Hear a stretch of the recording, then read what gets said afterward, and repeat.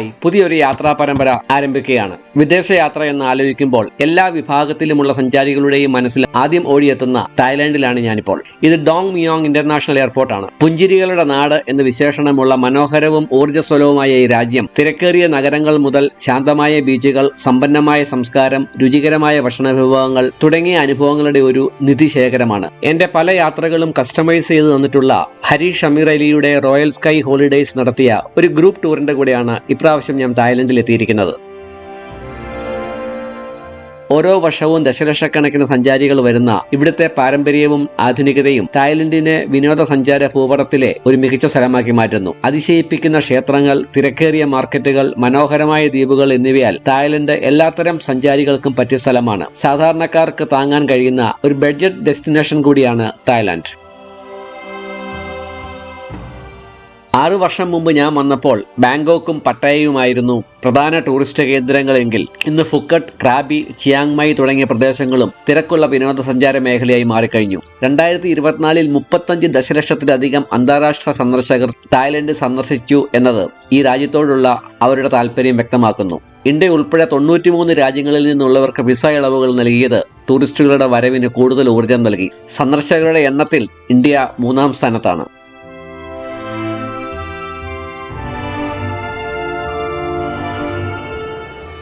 ഞങ്ങൾ ബാങ്കോക്കിൽ നിന്നും പട്ടായയിലേക്കുള്ള യാത്രയിലാണ്. പോകുന്ന വഴിക്ക് ചില കാഴ്ചകളൊക്കെ കാണുന്നുണ്ട്. വരുന്ന 3 ദിവസം ഞങ്ങളുടെ താമസം പട്ടായയിലാണ്.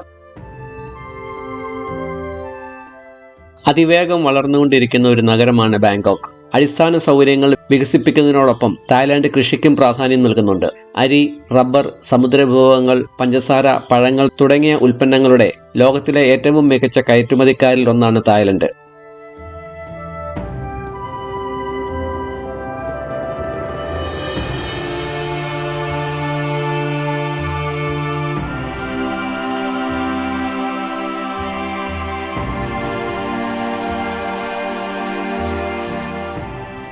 ശ്രീരച്ച എന്ന സ്ഥലത്തുള്ള ടൈഗർ ടോപ്പിയിലാണ് ഞാനിപ്പോൾ.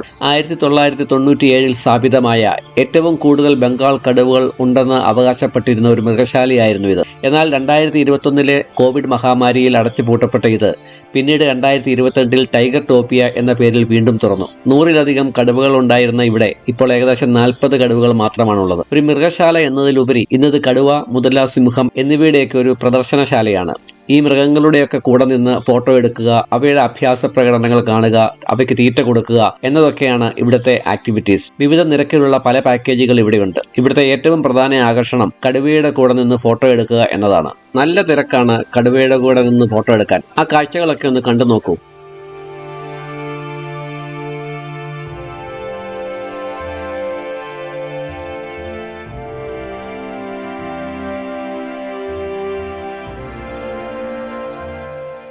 വേറൊരു സ്ഥലത്ത് സിംഹക്കുട്ടികളുടെ കൂടെയുള്ള ഫോട്ടോ സെക്ഷനാണ് നടക്കുന്നത്. ധാരാളം വൈൽഡ് സഫാരികൾ നടത്തിയിട്ടുള്ള എനിക്ക് ഇതിലൊക്കെ എന്തോ അസ്വാഭാവികത ഫീൽ ചെയ്യുന്നുണ്ട്. ആ കടുവയുടെയും സിംഹക്കുട്ടിയുടെയും പെരുമാറ്റം ശ്രദ്ധിക്കൂ. എന്തോ പേടിച്ച് ചെയ്യുന്ന പോലെ, അല്ലെങ്കിൽ പൂർണ്ണ ബോധത്തോടെ അല്ലാതെയാണ് അവ പെരുമാറുന്നതെന്ന് നിങ്ങൾക്ക് തോന്നുന്നുണ്ടോ?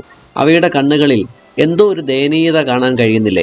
ആ സിംഹക്കുട്ടിയുടെ ചലനങ്ങൾ എനിക്ക് വളരെ വിഷമമുണ്ടാക്കി. ഇവിടെയുള്ള മൃഗങ്ങൾക്ക് മയക്കുമരുന്ന് കൊടുക്കുന്നുണ്ടെന്നും ഭീഷണിയും ശിക്ഷയും ഉപയോഗിച്ചാണ് അവയെ പരിശീലിപ്പിക്കുന്നതെന്നും പ്രകൃതി വിരുദ്ധമായ സാഹചര്യങ്ങളിലാണ് ഈ മൃഗങ്ങളെ താമസിപ്പിച്ചിരിക്കുന്നതെന്നും ഒക്കെയുള്ള സ്വതന്ത്രമായ റിപ്പോർട്ടുകൾ വരുന്നുണ്ടെങ്കിലും അധികൃതർ ഇവയെല്ലാം നിഷേധിച്ചിരിക്കുകയാണ്.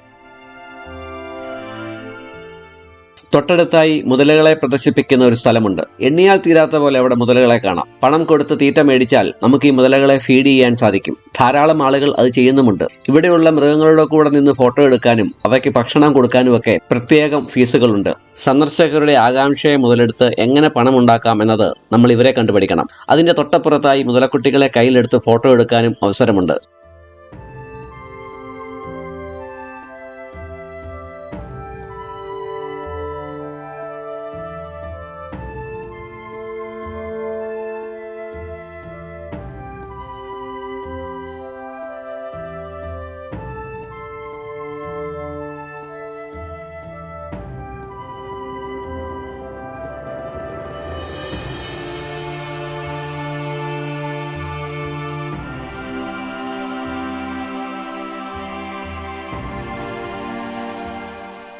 ഞങ്ങളിപ്പോൾ പട്ടായയിലാണ്. ഒരു ക്യാബറ ഡാൻസ് കാണണമെന്ന് ആഗ്രഹമുണ്ടോ? പട്ടായയിൽ വരുന്നത് തന്നെ അതിനാണല്ലോ അല്ലേ? ക്യാബറ ഡാൻസ് എന്നാണ് വിളിക്കുന്നതെങ്കിലും ഇത് തായ് കൾച്ചറൽ പെർഫോമൻസ് ഒക്കെയുള്ള ഒരു മിക്സഡ് ഇവന്റ് ആണ്. എന്നാലും വളരെ മനോഹരമാണ് ഈ ഷോ. ധാരാളം ഇന്ത്യക്കാരുള്ളതിനാൽ അവർ ഇന്ത്യൻ പാട്ടുകളൊക്കെ ഇൻക്ലൂഡ് ചെയ്തിട്ടുണ്ട്. കോപ്പിറൈറ്റ് പേടിച്ച് ചില പാട്ടുകളൊക്കെ ഞാൻ എഡിറ്റ് ചെയ്തിട്ടുണ്ട് കേട്ടോ. ചൈന, വിയറ്റ്നാം, ഇന്തോനേഷ്യ തുടങ്ങിയ രാജ്യങ്ങളിലെയൊക്കെ നൃത്തരൂപങ്ങൾ ഇവിടെ ആസ്വദിക്കാനാവും.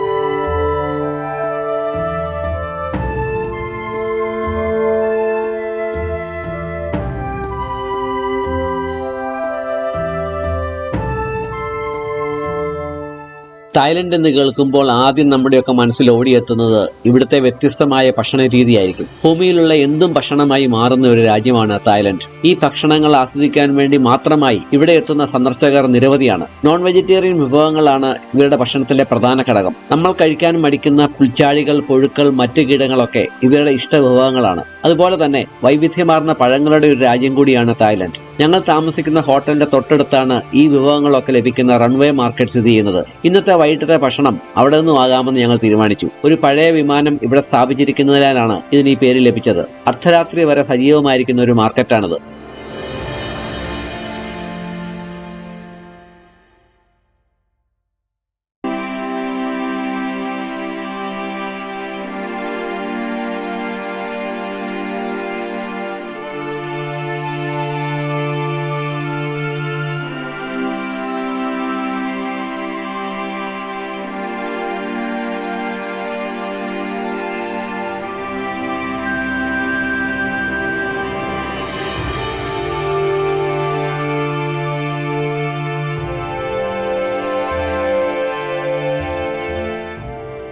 തായ്ലാൻഡിൽ മദ്യത്തിന് യാതൊരു വിലക്കുമില്ല. എന്നാൽ മദ്യപിച്ച് ശല്യമുണ്ടാക്കുന്നവരെ നമുക്കൊരിടത്തും കാണാൻ സാധിക്കുകയുമില്ല. ഏത് സൂപ്പർ മാർക്കറ്റിലും ഇവിടെ മദ്യം ലഭ്യമാണ്. ആൺ പെൺ ഭേദമില്ലാതെ പരസ്യമായി മദ്യപിക്കുന്നവരുടെ കാഴ്ച ഇവിടെ ആർക്കും ഒരു വിഷയമാകാറുമില്ല.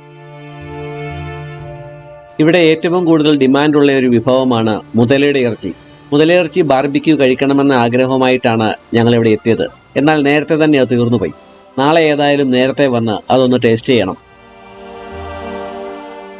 ഇതൊക്കെയാണ് തായ്ലൻഡിനെ വേറിട്ടതാക്കുന്നത്. ഇതൊക്കെ തന്നെയാണ് മറ്റു രാജ്യങ്ങൾക്ക് ചെയ്യാൻ സാധിക്കാത്തതും. അതിശയിപ്പിക്കുന്ന കാഴ്ചകളുടെ ലോകമാണ് തായ്ലൻഡ്. കൂടുതൽ കാഴ്ചകൾ അടുത്ത വീഡിയോയിൽ.